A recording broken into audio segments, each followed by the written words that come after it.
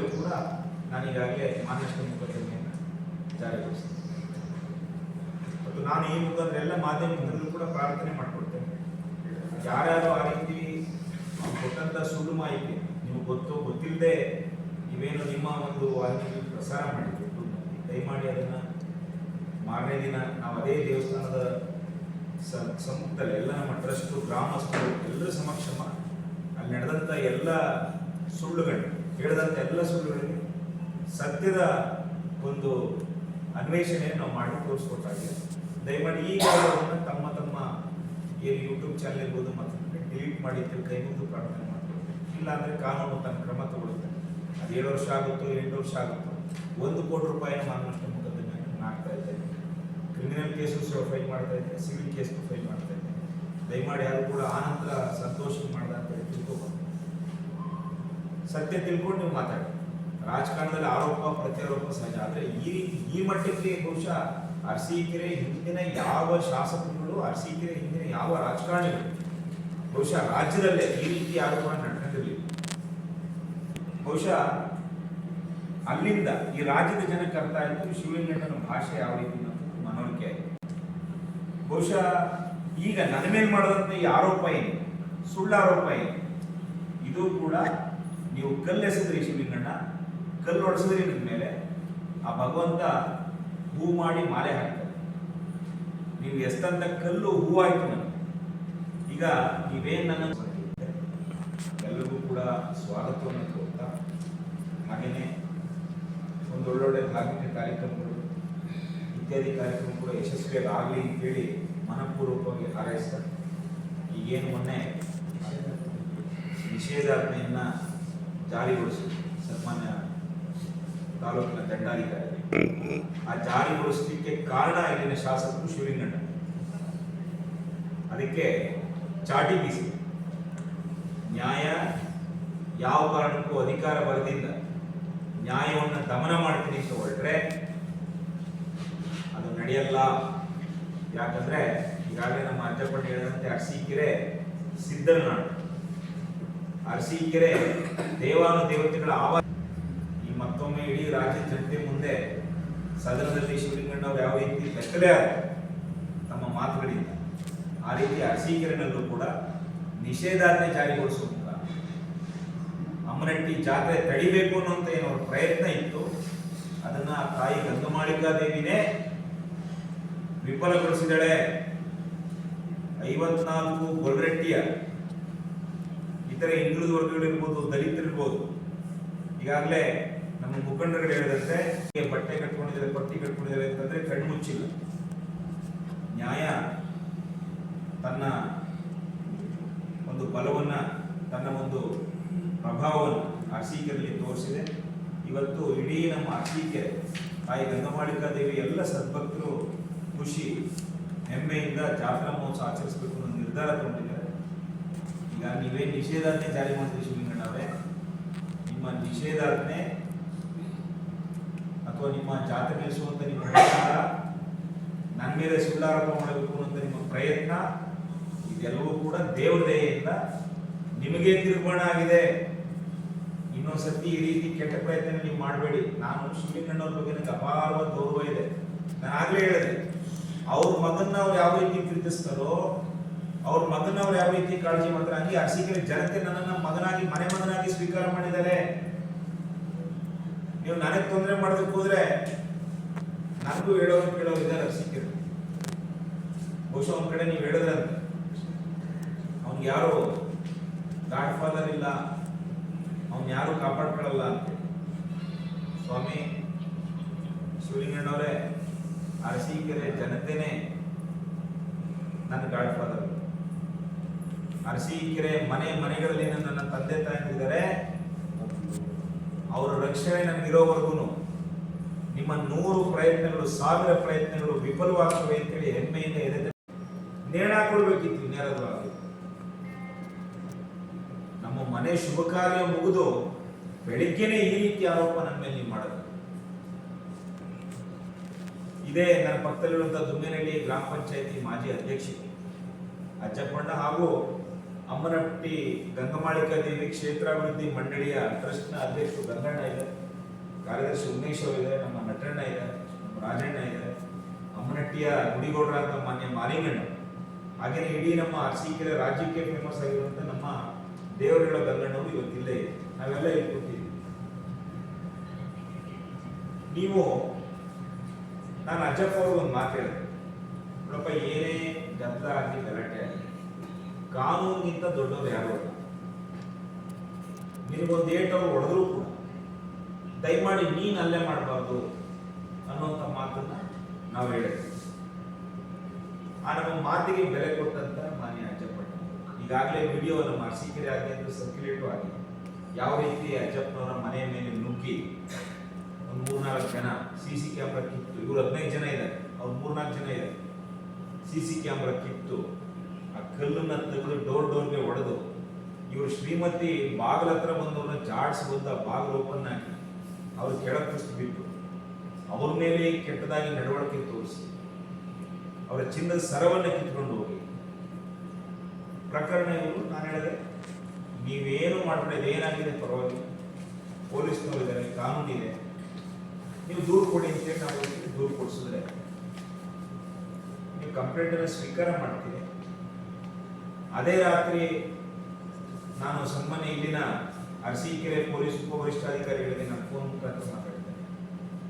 ನೋಡಿ, ಹೊಡೆದವನಿಗೂ ಒಂದೇ ನ್ಯಾಯ, ಹೊಡೆಸ್ಕೊಂಡವನಿಗೂ ಒಂದೇ ನ್ಯಾಯ ಮಾಡಬೇಡಿ.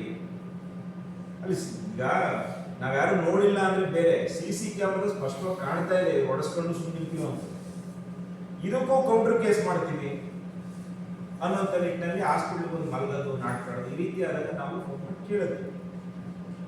ನಮಗೆ ಸೂಕ್ತವಾಗಿ ಸ್ಪಂದಿಸದೇ ಇದ್ದಾಗ ನಾವು ರಾತ್ರಿ 7:40ಕ್ಕೆ ತೀರ್ಮಾನ ತಂದ್ವಿ, DVSP ಕಚೇರಿಗೆ ನಾವು ಹೋಗ್ಬೇಕು, ಕೇಳಬೇಕು ನ್ಯಾಯ. ನಮ್ಮೆಲ್ಲ ಕಾರ್ಯಕರ್ತರಿಗೂ ನಾವು ವಾಟ್ಸಪ್ ಸಂದೇಶ ಹಾಕೋ ಮುಖಾಂತರ ಕೇವಲ 20-25 ನಿಮಿಷದಲ್ಲಿ 350-400 ಜನ ನಮ್ಮ ಕಾರ್ಯಕರ್ತರು ಜಮಾವಣೆ. ನಾವು ಸೀದಾ ಪೊಲೀಸ್ ಸ್ಟೇಷನ್ಗೆ ಶಾಂತಿ ರೀತಿಯಿಂದ ನಾವು ಮಾತಾಡಿ ಇದೇ ಸರಿ ಮಾಡ್ಕೊಡ್ಬೇಕು ನಾವು ಹೇಳ್ತಿದ್ವಿ. ನೀವು ಕೇಳೋ ತಾಳ್ಮೆನೇ ಹೊತ್ತು ತೋರಿಸ್ತೇವೆ. MLA ಮೆಚ್ಚಿಸ್ಬೇಕು, ಶಿವಲಿಂಗಣ್ಣನ ಮೆಚ್ಚಿಸ್ಬೇಕು ಅನ್ನೋ ಉಮ್ಮಿದ್ನಲ್ಲಿ ನೀವು ಈ ರೀತಿ ನಮ್ಮಲ್ಲಿ ದುಂಡಾವತಿ ನೀವು ತೋರಿಸ್ಬೇಕು.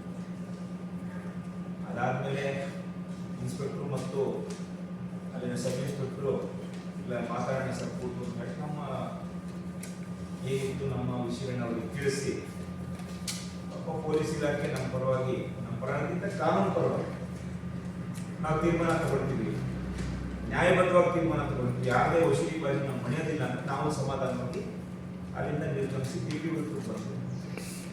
ಅಲ್ಲಿ ಸೇರಿದಂತ ನಮ್ಮ ಕಾರ್ಯಕರ್ತರು ಉದ್ದೇಶಿಸಿ ನಾನು ಮಾತಾಡಿ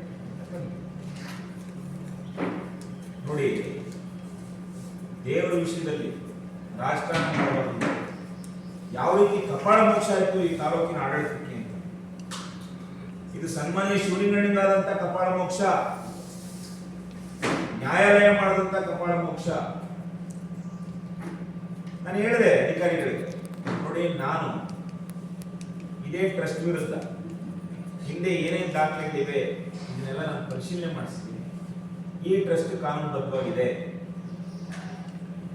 ಈಗಿರುವಂತಹ ಸನ್ನಿವೇಶದಲ್ಲಿ ಯಾವ ಕಾರಣಕ್ಕೂ ಕೂಡ ಟ್ರಸ್ಟ್ ವಿರುದ್ಧ ಏನು ಮಾಡಲಿಕ್ಕೆ ಬರೋದಿಲ್ಲ ಅಂತ ತಿಳಿಸಿದ್ರು ಕೂಡ ಕೇಳಿದೆ. ನಾವು ನ್ಯಾಯಾಲಯಕ್ಕೆ ಟ್ರಸ್ಟ್ ಎಲ್ಲ ನಮ್ಮ ಅಮ್ಮನಟ್ಟಿ ಗಂಗಮಾಳಿಕಾ ಕ್ಷೇತ್ರಾಭಿವೃದ್ಧಿ ಮಂಡಳಿಯ ಎಲ್ಲ ಟ್ರಸ್ಟ್ ಸದಸ್ಯರು ಕಾನೂನು ಸುವ್ಯವಸ್ಥೆ ಹದಗೆಡದಂತ ರೀತಿಯಲ್ಲಿ ಸಂಪೂರ್ಣವಾದಂತಹ ರಕ್ಷಣೆ ಒದಗಿಸಬೇಕು ಅಂತ ಹೇಳಿ ಆದೇಶವನ್ನ ಮಾನ್ಯ ಕರ್ನಾಟಕ ಉಚ್ಚ ನ್ಯಾಯಾಲಯ ಮಾಡಿಕೊಡ್ತು. ಸೀದಾ DC, ತಹಶೀಲ್ದಾರ್, SP ಮತ್ತು CPI 4 ಜನ ಪಾರ್ಟಿ ಮಾಡಿ ಈಗಾಗಲೇ ಅದರಂತೆ ನಿನ್ನೆ ಬಹಳ ಶಾಂತ ರೀತಿಯಿಂದ ಇಡೀ ಗ್ರಾಮ ಜನ ಸಂಭ್ರಮ ಪಡ್ತಾ ಇದ್ದಾರೆ, ಆನಂದದಿಂದ ತೇಳ್ತಾ ಇದ್ದಾರೆ. ಬರೀ ಅಮ್ಮನಟ್ಟಿ ಗ್ರಾಮ ಅಲ್ಲ, ಇಡೀ ದುಮ್ಮನಹಳ್ಳಿ ಇರ್ಬೋದು, ಬೆಳಗುಂಬ ಇರ್ಬೋದು, ಅಗ್ಗುಂದ ಇರ್ಬೋದು, ಸುತ್ತಮುತ್ತ ತಾಯಿ ಭಕ್ತರು ನಮ್ಮ ಅರಸೀಕೆರೆ 54 ಗೊಲ್ಗಟ್ಟಿ ಜನ ನನಗೆ ಫೋನ್ ಮಾಡಿದ್ದೇನೆ. ಬಹುಶಃ ಆ ತಾಯಿ ಪವಾಡ ಇದೇ. ಇಲ್ಲಿನ ಒಬ್ಬರು ಅಧಿಕಾರಿ ನಾವು ಕೋರ್ಟ್ಗೆ ಹೋಗ್ತೀವಿ ಅಂದಾಗ ಇದೇ ನಮ್ಮ ಟ್ರಸ್ಟ್ನ ಸದಸ್ಯರಿಗೆ ಹೋಗೋದು ಏನಾಗುತ್ತೆ ನೋಡೋಣ. ಹೇಳಿದ್ರಿಲ್ಲ ನೆನ್ನೆ ಅವರೇ ಬಂದು ನಿಂತು ಎಣಿಕೆ ಮಾಡಿಸ್ಕೊಂಡು ಆ ತಾಯಿ ತೋರಿಸು ಅರಸೀಕೆರೆ ಸಿದ್ದರನಾಡು ಶಿವಲಿಂಗಣ್ಣವರೇ ಮಾತೆತ್ತಿದ್ರೆ ನಿಜ ದೈವ ಗುರು ಜೇನ್ ಕಲಿಸಿದ್ರೆ ಹೆಸರು ಬಾಯಲ್ಲಿ ಪದೇ ಪದೇ ಈಗೆಲ್ಲ ಸ್ವಲ್ಪ ನಿಂತೋಗಿ ಆ ಜೇನ್ ಕಲಿಸಿದ್ರೆ ಹೆಸರು ಹೇಳಕ್ಕೆ ಮುನ್ನ ನೀವು ನನ್ನ ಮೇಲೆ ಮಾಡಿದಂಥ ಸುಳ್ಳು ಆರೋಪ ಏನು ನನಗಾಗಲೇ ಮಾನನಷ್ಟ ಮೊಕದ್ದಮೆ ನಮ್ಮ ವಕೀಲರ ಹತ್ರ ಮಾತಾಡಿ ನೋಟಿಸನ್ನು ಕೂಡ ಸರ್ವ್ ಮಾಡಿಸಿದ್ದಾರೆ ಇದಕ್ಕೆ ಅರಸೀಕೆರೆ ರಾಜಕಾರಣ ಇಳಿಬೋದು ಅಧೋಗತಿಗೆ ಅಂತೇಳಿ ನಾನು ಕನಸಲ್ಲೂ ಕಂಡಿದ್ದೆ ಈ ಮಟ್ಟಿಗೆ ಕೆಲವೊಂದಷ್ಟು ನನ್ನ ಮೇಲೆ ಪ್ರಾರಂಭದಲ್ಲಿ ಹಲ್ಲೆಗಳು ಮಾಡಿಸುವಂಥ ಪ್ರಯತ್ನ ಆಯಿತು. ಆ ಕೆಲವು ಮಾತುಗಳು ಅವರದೇ ಮಾತುಗಳು ಆಡಿಯೋಗಳು ವೈರಲ್ ಕೂಡ ಆ ಸಂತೋಷನ ಇನ್ನೂ ಕೇಳಲ್ಲ, ನಮ್ಮ ಬಾಯಲ್ಲಿ ಬರೋದೂ ಇಲ್ಲ. ಆ ಗೋಮ ಸೂಮ ಎಳ್ಕಳ್ರಿ ಕಲ್ಲೊಡಿರಿ ಇವೆಲ್ಲ ಆಯಿತು. ಈಗ ರಾಜಕಾರಣದ ಒಂದು ಕೆಟ್ಟತನ ಯಾವ ರೀತಿ ಇಳಿದಿದೆ ನಮ್ಮ ಅರಸೀಕೆರೆಯಲ್ಲಿ ಅಂತಂದ್ರೆ, ಸನ್ಮಾನ್ಯ ಶಿವಲಿಂಗಣ್ಣ 4ನೇ ಬಾರಿ ಶಾಸಕರಾಗಿ 3ನೇ ಬಾರಿ ಅಧ್ಯಕ್ಷರಾಗಿದ್ದು ಅಧಿಕಾರದಲ್ಲಿ ಅವರದೇ ಪಕ್ಷ ಅವರದೇ ಸರ್ಕಾರ ಅಧಿಕಾರದಲ್ಲಿ ನನ್ನ ಮೇಲೆ ಎಂತ ಗುರುತರವಾದಂತ ಆರೋಪ ಮಾಡೋದು ಅಂತಂದ್ರೆ, ನಮ್ಮ ಮನೆಯಲ್ಲಿ ಶುಭ ಕಾರ್ಯ ನಡೀತು, ಸಾವಿರಾರು ಜನ ಆಗಮಿಸಿ ಆಶೀರ್ವಾದ ಮಾಡಿ ನಮ್ಮ ಆತಿಥ್ಯ ಸ್ವೀಕರಿಸಿ ತೃಪ್ತಿಯಿಂದ ಕಾರ್ಯಕ್ರಮ ಯಶಸ್ವಿಯಾಗಿ ಸಮಾಧಾನ ವ್ಯಕ್ತಪಡಿಸಿ ಅದನ್ನ ನೀವು ಸಹಿಸ್ಕೊಳಕ್ಕಾಗದೆ ನಮ್ಮ ಮನೆ ಸಮಾರಂಭ ಮುಗಿದು ಇನ್ನೂ ಎಲ್ಲ ಮುಗಿಸಿ ಕೂತಿಲ್ಲ ನಾನು. ಅಷ್ಟು ಬೇಗನೆ ಯಾರೊಬ್ಬ ನಮ್ಮಲ್ಲೇ ಇದ್ದ ಆ ಹುಡುಗನಿಗೆ ನಿಮ್ಮ ಕಾರ್ಯಕರ್ತಗಳೇ ಸಾಕ್ಷಿ, ನೀವೇ ಹೇಳಿ ನಾನೇನೋ ಒಂದು ಹೇಳೋದು ಇವನೇನೋ ಒಂದು ಹೇಳ ಬಂದ ಗೋಮ ನೀನೇ ಸಿಂಹನೋ ತಿಮ್ಮನೋ ಬೈದಿಲ್ವಾ? ಸಾಕ್ಷಿ ಇದೆ. ಈ ರೀತಿ ರಾಜಕೀಯದ ಕಾರಣಕ್ಕೆ ನನ್ನ ಮೇಲೆ ಇಷ್ಟು ಕೆಟ್ಟ ಆರೋಪ ಅಪವಾದ ಹೊರಿಸುವಂತ ಪ್ರಯತ್ನ ನೀವು ಮಾಡಿದೆ. ದೇವ್ರ ದುಡ್ಡನ್ನ ಸಂತೋಷ ತಗೊಂಡು ಹೋಗಿದ್ದೇನೆ ಅನ್ನುವಂಥ ಆರೋಪ ನೀವು ಮಾಡಿಸಿದೆ. ಸ್ವಾಮಿ ಶಿವಲಿಂಗಣ್ಣವರೇ, ನಾನು ನಿಮ್ಮಲ್ಲಿ ಕಳಕಳಿಯಿಂದ ಪ್ರಾರ್ಥನೆ ಮಾಡ್ತೀನಿ. ನೀವು ಹೇಗೆ ನಿಮ್ಮ ಮಗ ಆದರ್ಶ ಗೌಡ್ರನ್ನ ತಾನೇ ಅವನು, ನಿಮ್ಮ ಮಗ ಆದರ್ಶ ಗೌಡ್ರನ್ನ ನೀವು ಪ್ರೀತಿ ಮಾಡ್ತೀರಿ, ನೀವು ಬಹಳ ಕಾಳಜಿಯಿಂದ ಆ ಹುಡುಗನ್ನ ಓದಿಸಿ ಅರಸೀಕೆರೆ ಜನತೆ ಆಶೀರ್ವಾದ. ಅರಸೀಕೆರೆ ನಿಮ್ಮದು ಸಾಕಷ್ಟು ಉದ್ಯಮಗಳಿವೆ, ಕ್ರಷರ್ ಇದೆ, ಬೇಕಾದಷ್ಟು ಆಸ್ತಿ ಸಂಪಾದನೆ ಮಾಡಿ ಅವ್ರನ್ನ ವೈದ್ಯರನ್ನ ಮಾಡಿ ಮ್ಯಾನೇಜ್ಮೆಂಟ್ ಕೋಟಾದಲ್ಲಿ ಅವರು ವೈದ್ಯರಾಗಿದ್ದಾರೆ. ಕೋಟ್ಯಾಂತರ ರೂಪಾಯಿ ಡೊನೇಷನ್ ಫೀಸ್ ಕಟ್ಟಿ ವೈದ್ಯರನ್ನ ಮಾಡಿ. ನಿಮ್ಮ ಮಗನ್ನ ನೀವು ಯಾವ ರೀತಿ ಪ್ರೀತಿ ಮಾಡ್ತೀರಾ ಅದನ್ನ ಅವರ ತಪ್ಪು ಅನ್ನಕ್ಕಾಗಲ್ಲ. ಹಂಗೆ ಅರಸೀಕೆರೆ ಜನತೆ ನನ್ನನ್ನ ಮನೆ ಮಗನಾಗಿ ಸ್ವೀಕಾರ ಮಾಡಿದೆ, ಪ್ರೀತಿಸ್ತಾ ಇದೆ. ಇದನ್ನ ನೀವು ಸಹಿಸ್ಕೊಳಕ್ಕಾದ್ರೆ ಇಷ್ಟು ಕೆಳಮಟ್ಟಕ್ಕೆ ನೀವು ಇಳಿತೀರಾ ಅಂತಂದ್ರೆ ಸ್ವಾಮಿ ಶಿವಲಿಂಗಣ್ಣ, ನಾನು ಹೆಚ್ಚೇನು ಹೇಳಲಾರೆ. ಅರಸೀಕೆರೆ ಜನ ಇದನ್ನೆಲ್ಲ ಗಮನಿಸ್ತಾ ಇದ್ದಾರೆ ಅನ್ನೋ